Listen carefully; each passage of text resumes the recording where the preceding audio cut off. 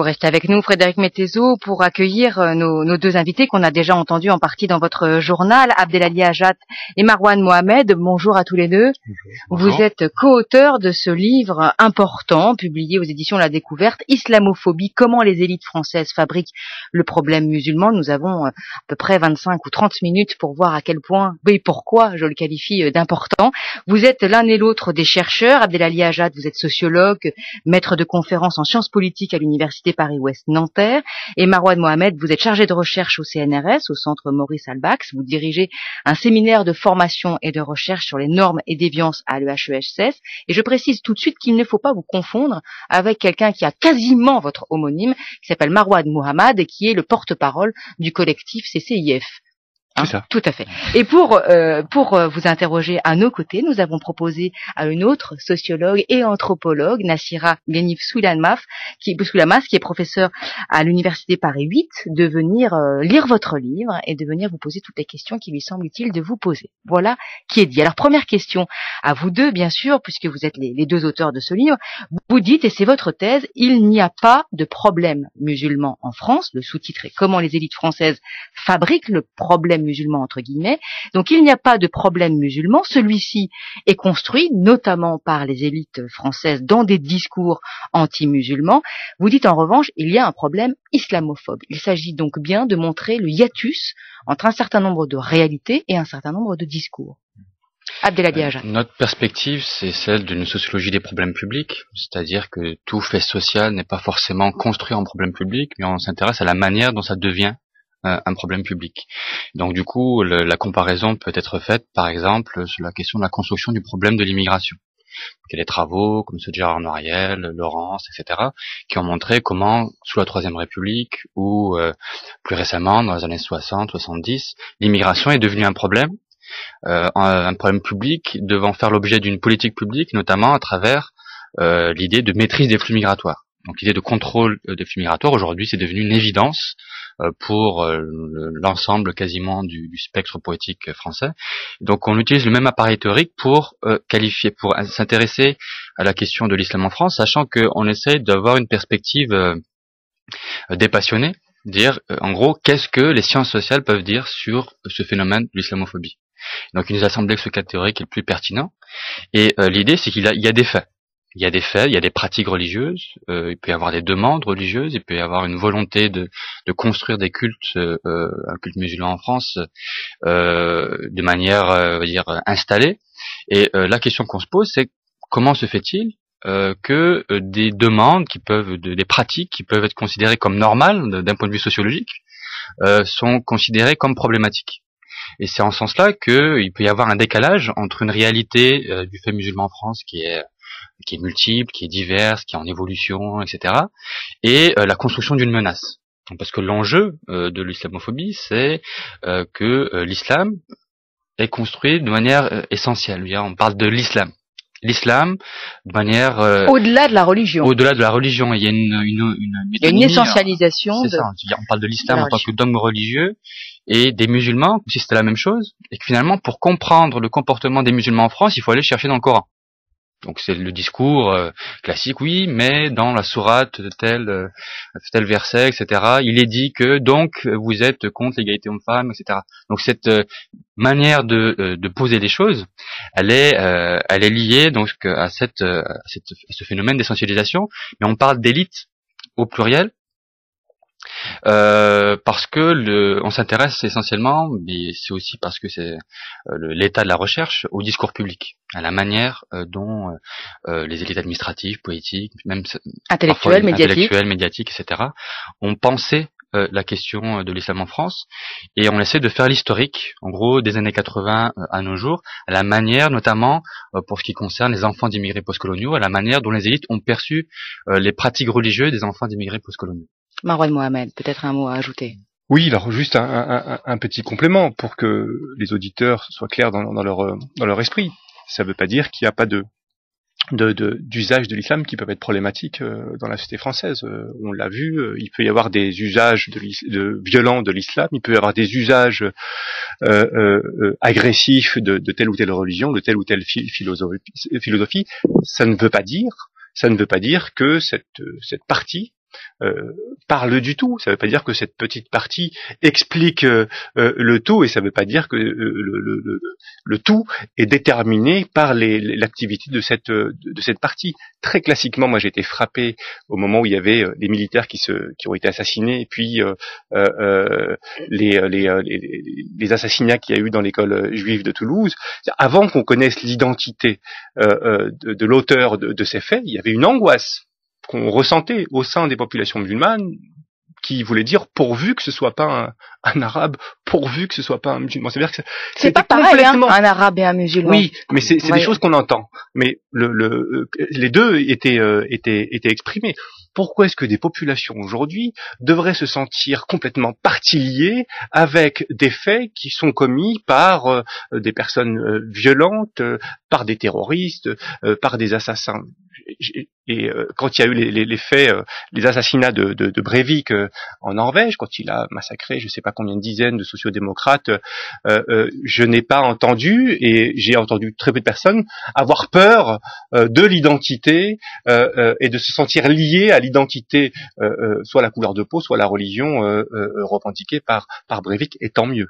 Puisque vous le faites l'un et l'autre dans votre livre, et qu'il est important, je pense, pour que les auditeurs se fassent une idée précise, puisque vous le faites de définir le terme même, qui est un terme problématique, qui est un terme qui est rempli de confusion, puisque vous le faites aussi de montrer comment précisément les élites françaises fabriquent le problème musulman, que ça n'est pas seulement un sous-titre.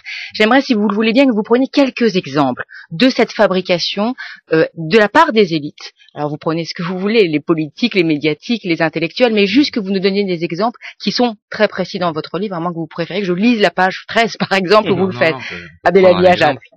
Le moment inaugural de la construction du problème musulman lié à l'immigration en France, c'est vraiment le début des années 80, notamment les grèves ouvrières, donc Talbot-Poissy, Citroën-Aulnay-sous-Bois, où il y avait des revendications salariales classiques, qui portaient non seulement sur les licenciements, mais aussi sur les conditions de travail, etc. Et là, on a la construction d'un problème musulman quand le patronat, certains syndicats, et le gouvernement socialiste va interpréter, analyser les grèves ouvrières à l'aune d'une réalité religieuse intégriste. Donc on va qualifier de grève intégriste des mobilisations qui sont des mobilisations syndicales. Pourquoi? Parce qu'il y a quand même des faits sur lesquels s'appuie ce type de construction. C'est le fait que à la fin des revendications, il y avait l'idée d'un lieu de culte dans l'usine. Donc c'est quelque chose qui était courant, qui posait pas de problème, puisque dès 76, à Renaud-Billancourt, il y avait un lieu de culte pour les musulmans. Donc c'est pas considéré comme un problème. Autre fait sur lequel s'appuie cette construction, c'est le fait que des syndicalistes parlent en arabe et mobilisent parfois un vocabulaire religieux. Donc par exemple, Inch'Allah, on va gagner. Etc. Et donc ce vocabulaire religieux qui est lié à la sociabilité de l'époque, il s'agissait essentiellement d'ouvriers marocains, n'était pas du tout un discours qui serait lié aux frères musulmans ou iraniens, etc. Mais c'est à partir de ces faits, qui sont tangibles, qu'on a transformé ces grèves en grève intégriste, en grève chiite. Sachant que la majorité de ces ouvriers étaient plutôt sunnites, mais bon, donc c'était le Gaston Defferre à l'époque qui était ministre de l'Intérieur, Jean Roux qui était ministre du Travail, et puis Pierre Mauroy qui était Premier ministre, qui ont qualifié ce type de ces grèves comme intégristes, et les médias aussi. Donc on a vu apparaître des caricatures de chaînes d'usines avec des voitures voilées avec une burqa. Voilà ce qui se passe à Citroën-Aulnay, etc. Donc on pourrait multiplier les exemples comme ça de faits qui sont interprétés à l'aune d'un problème, à l'aune d'une menace. Autre exemple, c'est la fameuse commission Marsolon sur la nationalité de 1987, où donc on a un discours qui est fait sur l'islam en France, notamment celui des enfants d'immigrés. Et à l'époque, on considérait que il y avait entre guillemets 5% de pratique chez les musulmans et que cette pratique allait disparaître. Donc c'est le discours de Bruno Alétienne à l'époque, qui était professeur de sciences politiques à Aix-en-Provence. Et 89, ça correspond à une affaire de voile de Creil, où c'est une remise en cause de cette croyance. Donc une religiosité musulmane qui persiste d'une génération à l'autre, c'est un phénomène sociologique classique lorsqu'on s'intéresse aux minorités. Parce que vous regardez l'enquête Trajectoire et Origine de l'INED, vous constatez que d'une génération à l'autre, chez les juifs, même plus que chez les musulmans, on voit qu'il y a un allongement de pratiques, mais c'est des croyances tout simplement, qui est plus forte, parce que c'est lié au phénomène minoritaire, c'est classique. Mais ce fait social, ce fait sociologique, est interprété comme un échec d'intégration.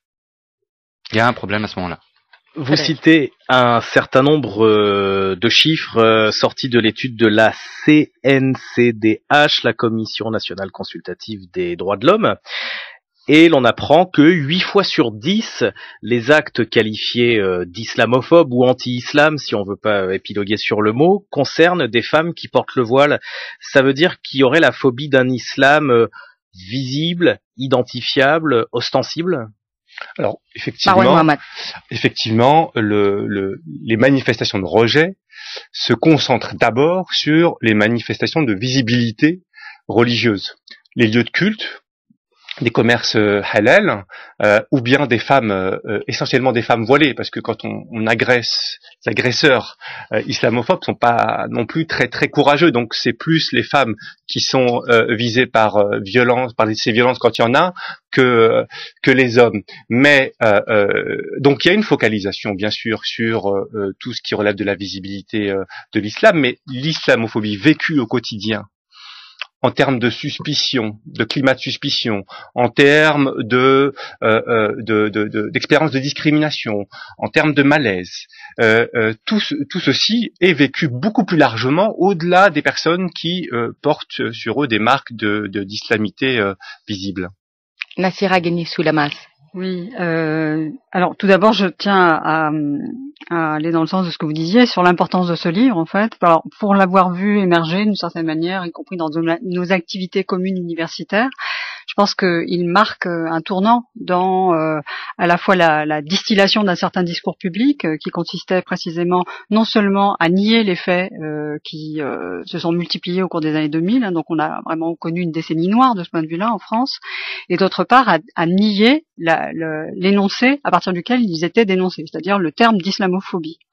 Et là, je pense que vous faites un travail essentiel, salutaire, décisif dans la mesure où vous reconstituez la généalogie de ce terme en l'inscrivant en fait dans une histoire longue de l'Europe qui ne commence pas effectivement au greffe. Un terme inventé en 1910 par un groupe d'orientalistes français. Tout à fait, et d'une certaine manière aussi c'est une manière de le réinscrire dans le contexte français, dans la mesure où lui-même avait été altérisé, ce qui est très intéressant dans la manière de disqualifier un phénomène, c'est d'altériser. Certains intellectuels français, notamment Caroline Fourès, qui est dans votre livre, avaient dit que ce terme avait été inventé et utilisé par les mollahs iraniens. Voilà. Donc il y a là effectivement un double mouvement qui est intéressant dans la mesure où vous en faites raison et vous fournissez les clés qui permettent de le dépasser.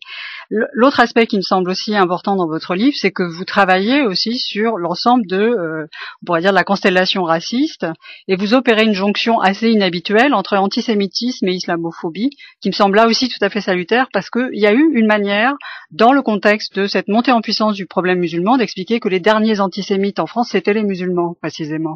Or, là aussi, vous allez à l'encontre de cet allant de soi, de ce confort intellectuel et de cette manière de penser qui a été extrêmement dommageable en fait à la compréhension des phénomènes, à la manière dont ils ont des racines communes et où ils peuvent d'une certaine manière être compris ensemble. Ça c'est un aspect qui est tout à fait central.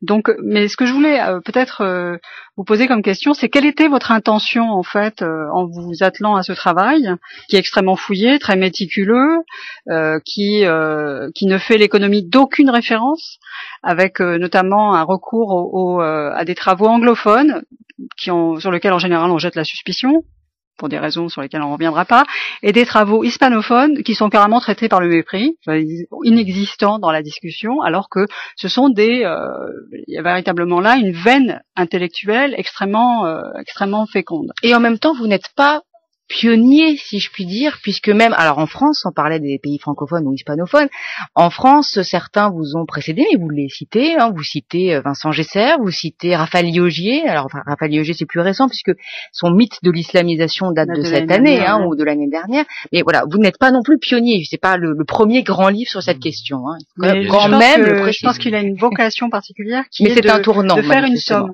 de faire une somme de tous les travaux existants et de peut-être sortir effectivement de la polémique pour fournir des clés de lecture qui ne soient pas simplement un arsenal moral. C'est peut-être ça votre ambition politique. Constituer un objet de savoir dans un contexte polémique et sortir de la polémique. Abdelali Haja. C'est ça l'enjeu, c'est un des objectifs de ce livre, c'est de dépassionner le débat et d'essayer d'avoir des clés d'interprétation à partir desquelles on peut vraiment avoir un véritable débat. Et donc, vous aurez remarqué que dès qu'il y a un débat sur la télévision, même à la radio, sur ces questions-là, il y a souvent des formes de disqualification personnelle, il y a souvent des attaques virulentes. Donc, impossibilité du débat. Je pense encore très récemment à un débat sur iTélé, à une tentative de débat sur iTélé où il y avait d'un côté Claude Askolovitch qui publie un livre dont on parle beaucoup en ce moment, qui va à peu près dans le même sens que vous, mais plutôt un livre de journaliste qu'un livre de sociologue, Nos mal-aimés sur les musulmans, face à Elisabeth Lévy. Il y avait deux autres invités qui ne pouvaient pas parler. C'était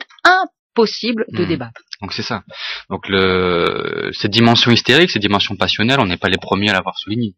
Lorsqu'il y a eu l'affaire de 2003-2004, il y a eu plusieurs travaux, notamment le petit livre édité chez Amsterdam qui portait entre autres sur cette question. Donc en effet, on n'est pas pionnier. Du point de vue des recherches sur l'islamophobie, même dans l'utilisation du terme, puisque, donc, comme vous le rappeliez, Vincent Jasser avait publié La nouvelle islamophobie auparavant. Les journalistes comme Alain Grèche, à la fois universitaires journalistes comme Thomas Deltombe, etc., ont utilisé ce vocabulaire et avaient même ressorti la généalogie du terme islamophobie. Et donc l'ambition de ce livre, c'est véritablement de faire une synthèse des travaux anglophones, hispanophones. Malheureusement, on maîtrise pas l'allemand, donc du coup, il y a cette dimension-là qui disparaît du livre, et française, sachant que le point de départ en fait du livre, et c'est aussi du séminaire qu'on organise à l'EHESS, c'est qu'il n'existait pas d'espace dans le champ universitaire pour pouvoir discuter de cette question-là, un espace collectif. Donc le séminaire a commencé en 2011 et on a invité les gens qui ont déjà travaillé là-dessus, donc Nassira Guinif, Françoise Lorsery, etc. Et au fur et à mesure, on s'est rendu compte que, donc avec les lectures, avec les discussions, avec les participants, les intervenants du séminaire, qu'il y avait matière à un livre, et donc c'est en ce sens-là que ça nous a paru pertinent. Et autre élément aussi qui a justifié le séminaire et le livre, c'est le décalage entre la profusion d'articles et de livres dans le monde anglophone et la faiblesse de la réflexion en France. C'est lorsque vous faites des systèmes d'alerte dans des revues académiques, en Grande-Bretagne ou aux États-Unis, tous les mois, il y a une dizaine d'articles qui portent cette question-là. Donc c'était aussi ça, de présenter un peu l'état de la recherche dans le monde anglophone au public français pour essayer d'avancer. Parce que dépassionner le débat, ça signifie aussi construire un objet de recherche, et ça signifie lancer des enquêtes. Parce que une des grosses lacunes des travaux existants, c'est une focalisation sur les discours publics, discours médiatiques, et une faiblesse des enquêtes de terrain, notamment sur la question du vécu de l'islamophobie par les musulmans. Marouane Mohamed, est-ce que malgré tout, cette ambition, qui est une ambition sociologique, scientifique, et cette ambition de dépassionner le débat ne risque pas de se heurter à sa limite politique, dans la mesure où quand même dans votre livre, vous dites que l'islamophobie, c'est une nouvelle forme de racisme. Vous dites que c'est un des avatars du refus de l'égalité, en d'autres termes le rejet de la part musulmane de la société française aujourd'hui, que du coup on pourrait presque penser que vous êtes vous-même victime du renversement, c'est-à-dire que vous-même, en dénonçant la part essentialiste de l'islamophobie, vous accréditez comme telle la thèse d'une essentialisation, puisque vous-même, vous faites comme si le racisme anti-arabe des années 80, enfin de l'histoire française, pas des années 80, mais je pense à la marche anti-beurre, s'était transformé en un racisme anti-musulman, niant d'une certaine façon sa part arabe, c'est-à-dire la question raciale, comme si la question religieuse avait pris le dessus sur la question raciale. Donc vous-même, je ne sais pas si je me fais bien comprendre, est-ce que ça risque pas de se heurter à ça? J'ai très bien compris. Non, notre point de vue, c'est d'essayer de comprendre, et on a tenté de démontrer comment les choses s'articulaient. de fait, quand vous regardez les discours publics, il était focalisé sur un discours anti-maghrébin, anti-arabe jusqu'à fin des années 80, pour aller très vite et schématiquement, et puis on a vu progressivement la construction du problème, en tout cas la manière de traiter et de regarder les minorités postcoloniales, notamment issues du Maghreb, plus largement de toute l'Afrique, à travers un signe et à travers la question religieuse, la question de l'islam. Donc on étudie cette transition, elle est facilement repérable. Par contre, ça ne veut pas dire que l'on efface la question raciale. On essaye, et c'est ce qu'on présente, de montrer comment les choses ont été articulées, y compris en termes de mesures, c'est pas facile, y compris en termes d'expérience, c'est pas toujours évident, et y compris en termes de discours. Ce que je voudrais quand même rappeler, c'est que, y compris au Moyen-Âge, y compris à la période des Lumières, quand on parlait à l'époque du Maure, du Turc ou de l'Ottoman, il y a toujours eu cette articulation entre le racial et le religieux, durant la période coloniale, il y a toujours eu cette articulation entre le racial et le religieux. Abdelali rappelait tout à l'heure, par rapport à la commission Marcelon, à quel point la question de l'intégration, c'est-à-dire en fait une pensée de l'assimilation, elle était conditionnée quelque part à l'abandon d'une pratique ou en tout cas d'un attachement fort à la religion. Donc c'est quelque chose qui fait partie de l'histoire de notre histoire et de l'histoire du groupe majoritaire avec ses minorités, sauf que aujourd'hui les termes du débat se sont modifiés.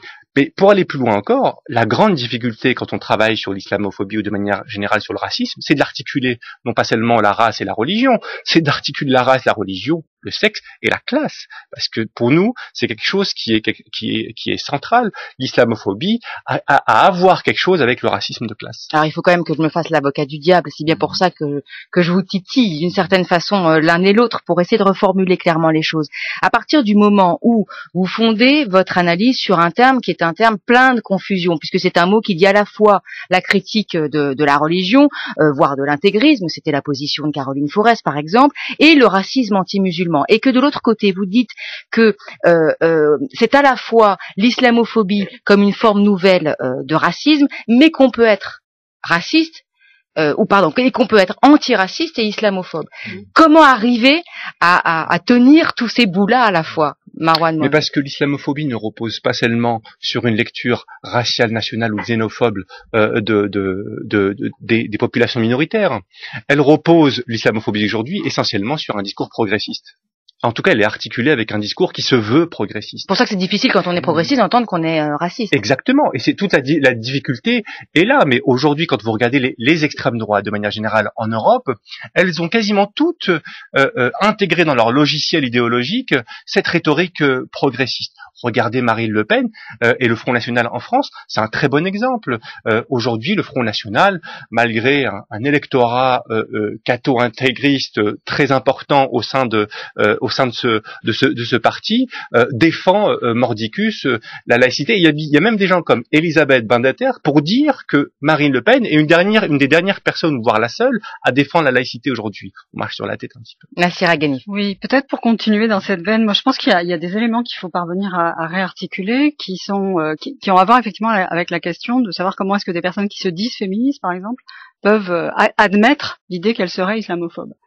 Et ça, c'est effectivement ce qui a couru tout au long de la décennie passée. C'était cette impossibilité. En se focalisant sur la question du voile. Exactement. Et le caractère insurmontable et insupportable, y compris existentiellement, pour beaucoup de militantes et de militants, de considérer qu'en fait, ils avaient basculé du côté du racisme. Donc ça, c'est un élément tout à fait central de l'analyse que vous faites, c'est-à-dire de leur fournir les clés. Alors évidemment, ils vont peut-être pas aller les voir de très près.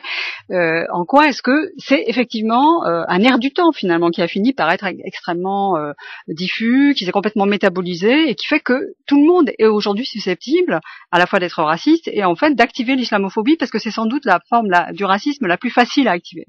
C'est notamment ce que vous expliquez sur le fait que aujourd'hui être antisémite c'est quand même un peu délicat, mais par contre être islamophobe on peut vraiment s'en donner à cœur joie et se lâcher complètement.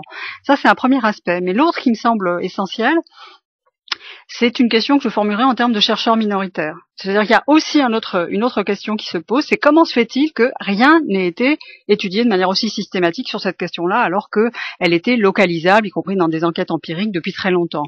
Donc il y a une question que je formulerai sous la thématique de la pensée blanche, c'est-à-dire une pensée qui en fait renonce à l'hégémonie de la pensée blanche, qui en quelque sorte aboutit à une autre configuration y compris du monde scientifique français, hein, ce mépris à l'égard notamment de toutes les études du féminisme noir ou Chicano aux États-Unis, qui lui en fait fournirait des clés pour comprendre ce qui se joue aujourd'hui en France. C'est une manière aussi de repenser, et moi il me semble que vous fournissez des éléments là-dessus, même si vous n'en êtes pas forcément d'accord, pour imaginer un autre espace de la pensée et un autre espace intellectuel français qui renoncerait en quelque sorte à sa bonne conscience et à sa position morale. Qui veut répondre? Abdelali Hajat. Donc c'est clair que le fait que ce soit Marwan Mohamed et Abdelali Hajat qui organisent ce séminaire et publient ce livre, ça a un sens dans la mesure où nous-mêmes sommes des transfuges de classe, on vit dans les quartiers populaires, on étudie cette histoire, on est en contact avec la population musulmane, donc du coup le décalage dans notre expérience vécue et les formes de théorisation existantes nous a frappé aussi. Donc tout savoir, comme disent les féministes, c'est un savoir situé. Donc là, je suis complètement d'accord. Ensuite, en même temps, on peut vous soupçonner de partialité, du coup, c'est voilà, pas toujours évident. C'est le deuxième. Précisément par vos noms. C'est le deuxième élément. C'est que le fait qu'on soit des chercheurs minoritaires peut nous donner une position nous permettant de voir des choses que d'autres ne voient pas, ou c'est un fait avéré, mais on rentre complètement dans une perspective de méthode de sciences sociales. Donc nous, on ne souhaite pas avoir une discussion en termes de disqualification des noms, mais on souhaite avoir une discussion à partir des faits et de la manière d'analyser les faits. Et donc c'est une discussion à partir des règles de la méthode sociologique. On n'est pas, c'est pas un essai. Ce n'est pas un livre à thèse, comme l'a écrit Le Monde dans son site. Aujourd'hui, c'est un livre à une prétention scientifique et donc qui est réfutable à partir d'autres faits et d'autres catégories. Frédéric. Oui, sur le titre de votre livre, on a disserté sur le mot islamophobie. Moi, c'est le mot élite qui m'a attiré. Vous avez répondu partiellement en parlant d'une forme de racisme de classe. Votre livre fait écho à un autre livre de Nadia Marzouki, L'islam, une religion américaine, qui évoque la montée de l'islamophobie aux États-Unis, avec souvent des discours progressistes, etc., etc. Pour autant, il n'y a pas de problème de classe, puisqu'aux États-Unis, les musulmans appartiennent plutôt à la classe moyenne, voire la classe moyenne privilégiée. Donc il n'y aurait pas autre chose qu'un problème de classe entre, pour faire très très très simple, l'Occident et l'islam? Marwan Mohamed. Dans le titre, il y a les élites françaises. On c'est s'inscrit dans un contexte français. Il faut lire entièrement les sous-titres, quand même. Non, mais c'est quand même une distinction qui est importante, parce que on n'a pas la prétention d'expliquer l'islamophobie telle qu'on déroule notre raisonnement là, dans tous les pays. Et le contrepoint américain est intéressant. Alors pour rester sur la France, oui, pour rester sur la France, pardon, dans ce cas, pour vous, ça vient d'abord d'en haut? Le mal vient d'en haut? Il nous semble, ce qu'on dit dans l'introduction, c'est que le cadre d'analyse qui est proposé par Norbert Elias, la relation entre établis et marginaux, peut s'appliquer très bien pour ce qui concerne les musulmans en France, qui sont majoritairement membres des classes populaires. Donc l'idée, c'est que plus des marginaux s'élèvent socialement, plus ils commencent à concurrencer les places des majoritaires. Et c'est à ce moment-là que il appelle ça le ressentiment dans son livre, donc Norbert Elias par lui-même, que les formes de rejet sont les plus fortes. Il dit que c'est quand les subalternes restent dans leur position subalterne, chacun à sa place, il n'y a pas de problème. Il y a un problème dès lors qu'il y a des formes de concurrence dans des positions rares. Et en l'occurrence, la société française est marquée par la position d'immigration postcoloniale de la société française est marquée par un double phénomène. C'est-à-dire qu'il y a d'un côté des formes soit de reproduction dans la classe populaire, soit des formes de déclassement, donc on passe d'ouvriers à précaires, dans tout le mouvement de précariat. Mais il y a aussi un mouvement d'ascension sociale chez une partie des minorités des enfants d'immigrés postcoloniaux qui concurrencent les majoritaires. Et c'est en ce sens-là que nous on interprète cette forme d'hostilité quasiment viscérale. C'est que bon, pour dire les choses rapidement, c'est une lutte des places. C'est aussi ça qui est en jeu dans des formes de rejet. Et par rapport à d'autres contextes historiques, donc on propose une définition qui est assez savante de l'islamophobie, qui a prétention à pouvoir s'appliquer à d'autres domaines, mais on souligne aussi que la spécificité du contexte français, c'est que donc les caractéristiques des minorités musulmanes en France, ce sont des gens issus des classes populaires, et l'enjeu central, à la fois pour l'islamophobie, mais comme pour l'antisémitisme, c'est la question de ce qu'on appelle la légitimité présentielle. C'est-à-dire qu'on n'est pas dans un discours très très vague sur la religion, etc. L'enjeu, c'est est-ce qu'on va expulser, est-ce qu'on va exclure. On se pose pas la question lorsqu'il y a des intégristes catholiques qui font des prières dans les rues, qui investissent les rues, qui a des discours homophobes, etc. On va pas se demander est-ce qu'on va les expulser. En même temps, souvent les athées qui critiquent le catholicisme sont présentés comme des progressistes, alors que justement les athées qui critiquent l'islam sont vite considérés comme des islamophobes. On revient à cette question qui est compliquée, Marois de Mohamed. Mais sur ça, il faudrait pas qu'il y ait d'ambiguïté. Notre définition exclut toute critique argumentée, raisonnée, parce qu'une critique, si elle n'est pas argumentée, c'est pas une critique, des dogmes. Je veux dire, la question n'est pas là. La question, c'est le processus de réduction de l'autre à une essence religieuse, c'est un traitement qui est différentiel, c'est la relation établie marginaux, et c'est les enjeux de légitimité qui sont centraux de notre point de vue. Mais je voudrais quand même souligner que il faut bien distinguer le mot et l'usage du mot. Et c'est quelque chose qui est fondamental. Et c'est ce que vous faites beaucoup. Et c'est quelque chose vraiment qui est important. Il y aura toujours des personnes pour instrumentaliser à telle ou telle fin un terme pour avec des finalités politiques qui sont pas acceptables. Pascal Boniface et Edgar Morin ont été traités d'antisémites parce qu'ils avaient critiqué la politique israélienne. Est-ce qu'on va se débarrasser du mot antisémitisme? Bien sûr que non, malgré toutes ses limites, avec le terme d'islamophobie. Il a ses propres limites, il est instrumentalisable, mais ça ne veut pas dire qu'il n'a pas de sens.